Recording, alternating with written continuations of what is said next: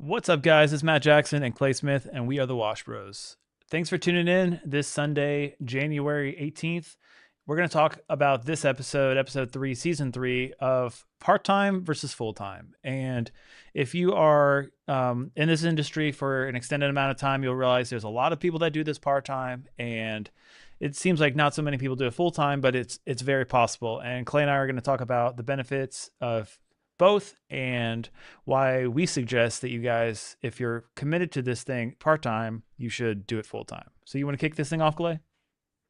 As always, we appreciate all of our listeners, appreciate everybody that listens to us each and every week, that we're able to put one of these episodes out. Obviously, me and Matt do this just to do it. We don't do it because we get paid big bucks. So we enjoy helping you guys, enjoy hearing the feedback that you guys have. We enjoy helping everybody. Appreciate everybody who's got one of our books and reached out to us for questions. So, like Matt said, we're going to be talking about part-time versus full-time pressure washing.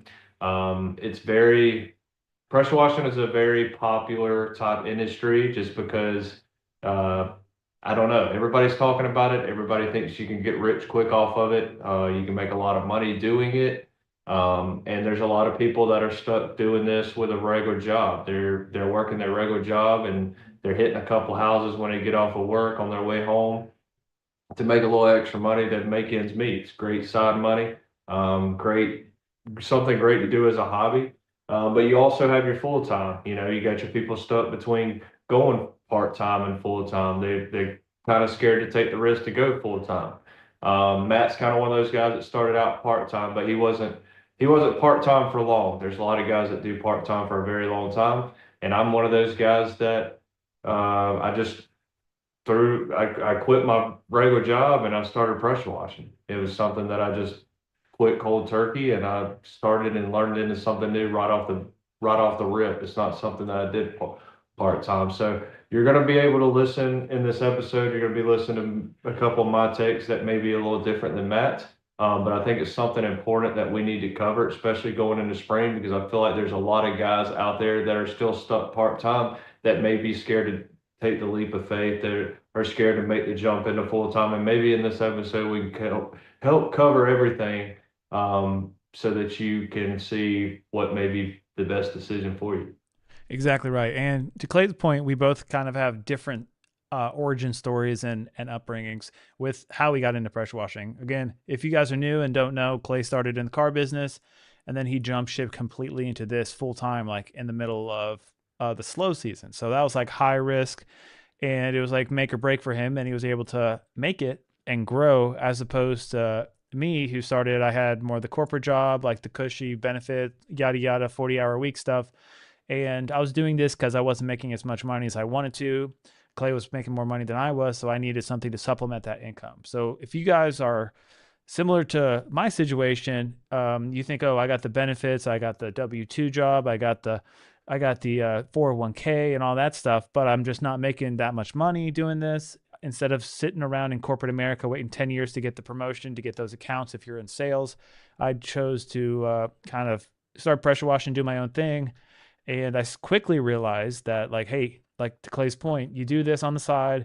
You can book a Saturday. You can do 3 or 4 jobs a Saturday, make $1,000, make $1,200, however you price it out, and you can make a lot of money. So I was making like $2,000 a weekend part time, and then I was making like $60,000 a year in my W-2 job. So I quickly realized that I either had to commit fully to pressure washing full time if I wanted to grow, lean into marketing, lean into doing what I enjoyed doing, and kind of being able to fulfill all the demand that I had in just like a very early phase of this. That I had to like understand, oh, what am I walking away from? And it can be scary, but it took me probably a year or so just to get my full bearings under me. And after like I pretty much started doing this, started like say the fall of 2018 with my like free setup, like 4 gallon minute machine, maybe did like $1,000. And then that spring got committed, went hardcore into it, got the 5 gallon machine, got the trailer set up. I think I did like $50,000 in revenue. Again, I had to only do this on Saturdays and Sundays. So due to my work schedule, due to my like personal schedule, I wasn't able to run deep into the year. So it was one of those things that I had to commit. I said, hey, in order for me to grow, I'm going to have to decide full time, do I commit to pressure washing or do I pretty much not do this anymore? And I decided in 2020 to go full time into this. And there's no perfect time, honestly. You could say, oh, in 2020 it was a much better time. It's before everybody jumped into this. Like, but there's no perfect time to do this. There's always going to be what ifs. There's always going to be something holding you back. And in my situation, I just had to like rip off a band-aid, not as aggressively as Clay did when he first started, but it was an important move. And when you bet on yourself, usually you take care of yourself. And that's kind of my 2 cents. Having gone through that path of starting out part-time, having like a decent, whatever, socially credible job, and then starting pressure washing. Because it's kind of a weird thing when you're like, oh, I'm going from a white collar space that I went to college for, and I'm surrounded by MBA people, and I'm surrounded by people that are like making money. Why am I going to walk away to do pressure washing? And it can feel like it's beneath you if you have a good job. If you're like, oh, I'm making $100,000 a year, I'm going to get promoted. I got a 401k, I got all this, I got that. But there's way more that you guys don't know if you haven't walked the walk that Clay and I have and gone full time into a business. So I'll let Clay chime in because like we both have perspectives here. And Clay's path was a little different, but we've pretty much ended up at the same end path. It's just Yeah, we basically we both have the same business model. At the end of the day, we both operate pretty much the same way. There are a couple of things that are different in between us, but as I've said time and time again, I've said it on this podcast, I've said it to Matt in conversations, and I've said it to other people. Me and Matt could literally switch places, and we would just run our businesses the same way. Like I could be Matt, the driveway guy, he could be the owner of C3 Wash Pros, and we literally run our businesses the same way. Same business model, same everything. There's nothing hidden about what we teach you guys every day. So Matt had a little different path. My path was, like I said, a little different. We I was in the car business. I was as high as you can go on the totem pole, so I wasn't going to do this for 20 more years. I was just tired of it. I didn't have benefits. I didn't have nothing to stand on. But anyway, if I go into work tomorrow, I don't know if I'm going to sell a car, right? I was in the car business. I'm like, it's the same thing. I just got to go out and sell pressure washing. I got to figure out pressure washing. I got to figure out how to get pressure washing jobs. So we stopped in October. I had like 5 grand saved up, and I took that 5 grand and I ran with it, and I built what I have today. So from October to the following spring, we didn't. We kind of struggled. We had to eat. We had to figure it out. And I work best under pressure. Matt knows that. I mean, everybody that knows me knows that. So that's just my sales background. That's just cutthroat. You know, that type of. You got to go out and get it. If you don't go out and get it, you're going to sink or swim, right? So anyway, the difference, the whole thing about this episode is the difference in the part-time and full-time. Like I said, there's still guys out there that are trying to figure out why, what can I do to go full-time? Why are we scared? You know, why are we still working our regular job? And like Matt brought up, a lot of the stuff has to do with the benefits. A lot of people are scared to leave the 401k. They're scared to leave the health insurance. They're scared to leave whatever, right?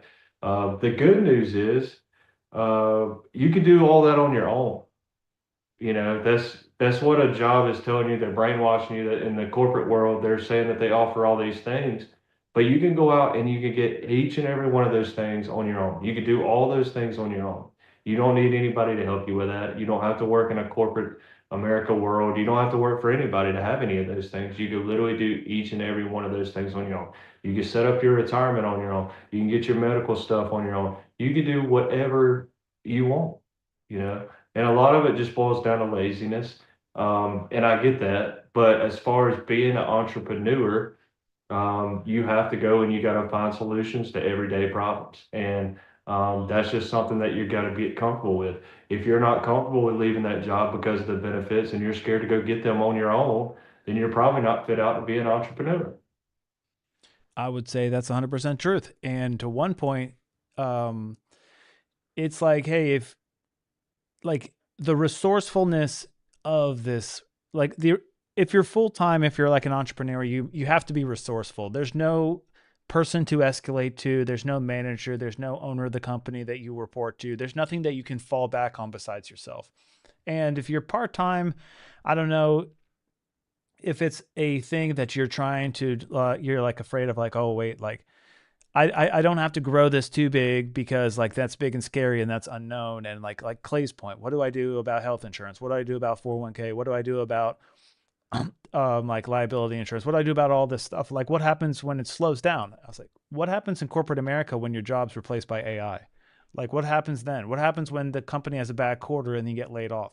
Like what happens when you haven't gotten a raise in 2 years because of the issue they're having with profitability? Well, like there's a lot of what ifs with doing this full time. What if you make it, and what if you grow it a lot? What if you're able to control your day, control your life, and build a family for yourself and build everybody up? There's a lot more what ifs in business. Corporate, they give you this perception of safety, but in reality, it's just you're confined and controlled. They could let you go tomorrow. But when you own your own business, you could have a bad run in with a customer. They could cuss you out. They could give you bad Google reviews. You still own that business. Tomorrow's another day. Go out and get another customer. Absolutely. I mean, it's basically the same way. I mean, either way, it's going to be the same thing, right? And we're not going to say that just because you work for yourself, you're going to have a lot of freedom, because that is not the case. I'm just going to go ahead and say that. You can make your own schedule. You can pick and choose when you want to do certain things. But I work 24/7. I'm always doing quotes. I'm always answering the phone. And in my opinion, my path to success, you always got to keep yourself busy, and you always got to be, no matter if you do turn it off, it's still in your mind 24/7. Exactly right. And it's very important that you understand that. So, it's like, hey, if I, but again, it's like you, and this is my experience in corporate America. Most people are checked out. Most people, especially before like COVID, when you had to go to an office, like you see people like dilling around the office, talking with people, BSing around like on their phone. Once everybody moved home, it seemed like it got even worse. So all these people are working like 20% of the time, being employed, because that's just how useless you guys are at jobs. And a lot of these corporate America jobs, you can do it in like 5 hours a week. So you're either going to be like a hustler and go after it and try to work multiple jobs, or trying to grow and scale in your organization, or you're just kind of going to be obsolete. I felt this when I was um, finishing my term in the corporate game, where COVID hit. I was at home. Work was slow because of the COVID thing. We're in meetings all day long. I could BS through my meetings. Nobody would know. I was available on my phone. I could be out pressure washing. And I realized when I was pressure washing like the entire day, I'd come home from like 10 o'clock to midnight. I'd be able to like catch up on my work emails. I asked myself, like, what am I doing here? And if you guys are anything like us, you got to feel like there should be a meaning to what we do. Like if I'm going to show up and work, I have pride in myself, pride for what I do. So I'm not going to just like bull crap through life. And I couldn't be in that in between. I couldn't be like, oh, every weekend I'm pressure washing, or in the summertime, every night I'm pressure washing. Oh, I make so much extra money. I promise you, if you do the math, like you'd make more money if you dedicated yourself fully to pressure washing, and then you could build a business around it. I find it really hard to try to build a business around something if you're working for somebody else. And then like, yeah, like Clay says, you're in the beginning it's going to be like 24/7 all encompassing, and then you can build out a team, you can install people, and then you're building your freedom. You can't do that if you're part-time. If you're part-time, you're pretty much going to work yourself into full-time in two different jobs. And people think that's a flex. And again, it could be a flex, but then you ruin your relationships, hard to be around, like your kids or your family. And in the end of the day, you're like, if I'm working this hard, what do I have to show for it? Like if I can't enjoy what I actually work for. 100%. A lot of people, I think they let the finance thing get to them. I would suggest, I never did the part-time thing, so I don't really know.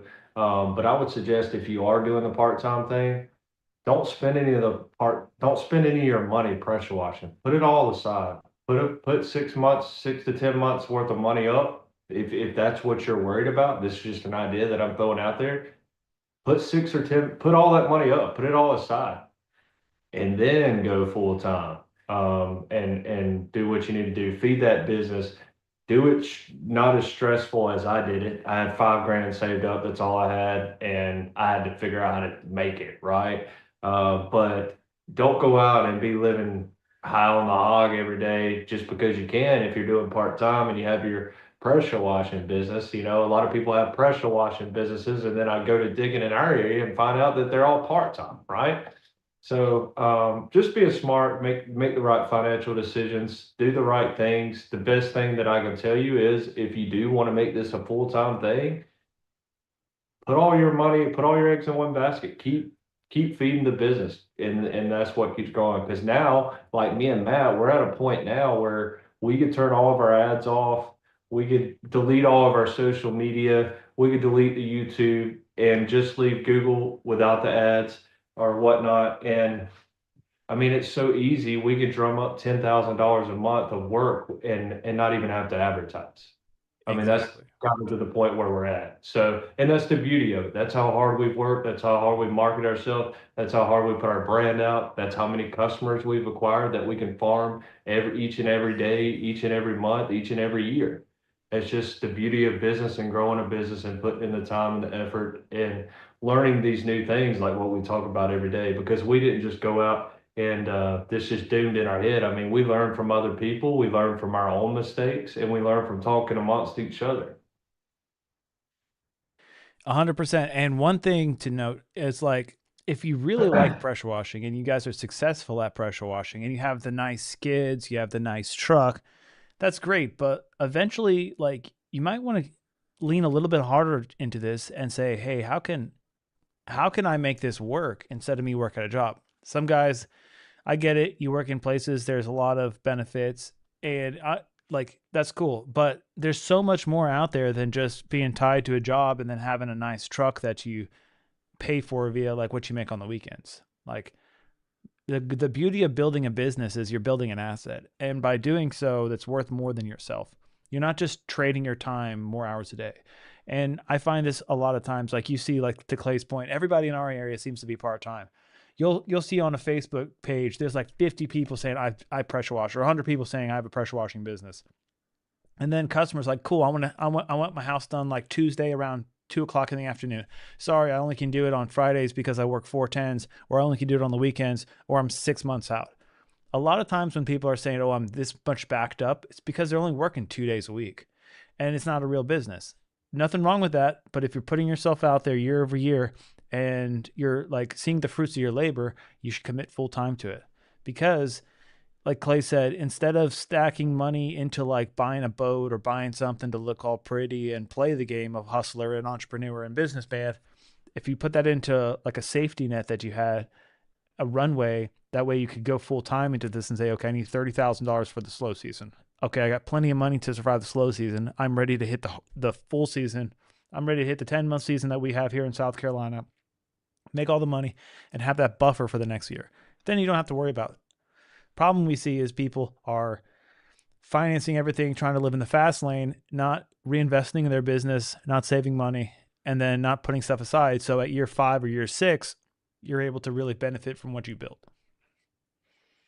Yeah, and I know these might sound like big numbers to a lot of people, but once you get to a certain point, like me or Matt, you got to figure out which road you're gonna go. Are you gonna stay the low operator guy? Are you gonna build multiple trucks? Or are you gonna, you got to figure out when you get to that point which way you want to go, which road you want to take, because overhead can get a little pricey, and that's why Matt's saying 30, 40 grand, sometimes even 50 grand if you want to keep living high on the hog and a good life. That's what you need for the mid-November to mid-February type thing. Because according to my data, after mid-February, you kick off and it's your balls to the walls till about October, into October. So, I hope that this has helped you guys a little bit, hearing both of our perspectives on this. I think me and Matt are kind of on the same page with it. We just had different paths to it. And I encourage any of you guys to get out of your comfort zone at some point this week or some point this spring or some point this year. And because that's what it's going to take. That's every day being an entrepreneur. That's every day of the life of me. I know Matt gets uncomfortable at times too. You got to get comfortable being uncomfortable if you want to do this, if you want to do this for a living, if you want to grow and be successful. 100%. And you will feel like imposter syndrome, which is where you feel like you're not good enough, or you feel like you're a fraud, or like the name imposter. And you will feel like you're going to run out of money and go bankrupt and die. And this cold season and this bad batch of weather, or your Google's not working, or this or that. You'll feel that a lot. And that's perfectly normal, because usually if you just keep your head down, you come out of that storm. And I've experienced a lot of storms. Clay's experienced a lot of storms. Every time we get pushed through them, they become less of an issue, and it gets easier and easier. And then you start stacking money, and then those storms are no longer storms. Like Clay says, you're going into the slow season, anticipate having like $30,000 or $40,000 set aside, because if your business is not making the money it's making, you got payments of like insurance, you got cost of business, you got employees if you still got employees, and then you got Christmas time. So like your family's like, oh, you worked so hard during the year. Let's have Christmas. Let's do this fun stuff. You want to have money aside so you're not just cash flow like week to week. And it's hard to do that when you're only able to make like $2,000 a weekend doing this part-time. Like you got great money in the spring and summer, but then you're back to being broke with your W-2 salary in the winter and the slow season. So it's really hard to get ahead. So Absolutely. The financial game, I think, is one of the biggest keys to learning, especially with cash flow, trying to figure out how much I can spend here, how much I can spend on marketing. Can I afford another truck? Can I afford this $20,000 skid? Can I, that's the biggest thing. I would definitely get your numbers in check and know what you're looking at between your personal and your business, and just kind of go from there and see what you can do. But definitely recommend putting all your money aside if you're a part timer, just to make it a little easier when you do make that jump for sure. I'm not saying not to take your wife out to a fancy dinner every once in a while, or I'm just saying don't go out and buy those nice, pretty trucks just to flash it. Don't go buy stupid crap if you're really trying to do this on a serious note. And I think that's pretty much all I got for this episode, Matt. I do want to tell everybody to go to YouTube, follow our podcast, go to my personal page, Clay Smith, and follow me, C3 Wash Pros LLC. That's my business page. Go to Matthew Jackson on Facebook, and Matt the Driveway Guy as well. And I'm going to let Matt tell you about a couple more things, all the new stuff we got going on. yeah, exactly. And it's funny, I got this powerwashingcoach.com here on the screen. I actually got another domain too that's easy. In the process of transferring domains, I don't know where the Power Washing Coach domain went, but it'll come back to us. Don't worry. But you can go to washbrospodcast.com, and that's going to be our new website, where pretty much has a lot of stuff. We got some free resources on there. It's going to be a form that you can fill out if you want to like be a guest, if you want to ask us questions. And it's got links to resources in our book. And then we also have a school community. So this is something that we're really pushing in 2026. Like we've been doing this game for a while, and it's like, hey, let's push it forward. Let's get tangible. Let's actively like help other people make money and win, because a lot of times we get it just in our DMs and it's hard to follow up. So we have a school community, the Wash Bros on School. Find us on our Facebook group. So if you're on the Facebook, go to the Wash Bros podcast on Facebook. We got like 800 something members. We got a private group in there, but we really want to draw people over to the school community where it's easier to manage discussions. We've got resources and stuff like that. And Clay's point too, we got some books depending on whatever tier level you're at. So if you're on Amazon at all, or if you like Kindle books, or if you like audiobooks or even paperbacks, you can check them out. There's links on our Facebook and on that Wash Bros podcast website. So no pressure washing. We dropped this one a few years back, kind of season 1 of the Wash Bros. I think we got like 300 something reviews on there. So it's a pretty established book. That's going to be a book for the like 0 to 6 figures. How to go from like starting out, what to know, pretty much to become an owner operator. Make that $150,000. Do what we're talking about on this episode. Get out of that that zone of like, I'm not a business owner. I don't know anything about business. I know how to pressure wash. It's going to kind of hone you in on what's important. 22 steps to really get ahead and get off the truck, or excuse me, not get off the truck, get on the truck, and then get out of your job.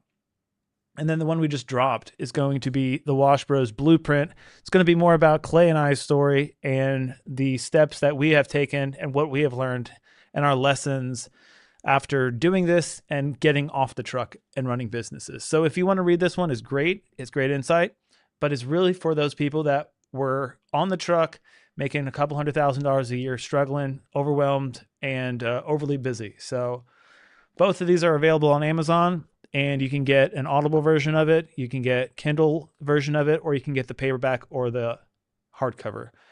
But to Clay's point, we're really pushing this year to go hard on like a school community and Facebook. So if you guys stay tuned and follow our pages, you might get a free book handout. I got about 50 books coming in this next week. So if you guys are listening, make sure to go to our Facebook page. And like Clay was saying, how what we should do is like just take a screenshot listening to it in your truck with the album, and then share it on your page and tag us, and we might reach out to you and give you a free book. Absolutely. Yeah. Just take a picture saying enjoying the Wash Bros podcast, tag us in it, tag us both in it. And one of us will reach out, get your address, and we'll get you a book sent over to you. Exactly. We got to figure out like a marketing platform for this, because our goal is to grow this and help as many people out. And there's countless people, and we hear stories all the time, and we've spoken with a lot of you guys. So we're going to make this a lot easier to have discussions back and forth. And that way, if you want to, 2026 is going to be your year to grow from part-time to full-time. So absolutely. And we'll see you in the next episode. We appreciate everybody listening. Make sure you give us a follow, Apple Podcasts, Spotify, YouTube, Facebook. We'll see you there. See you guys.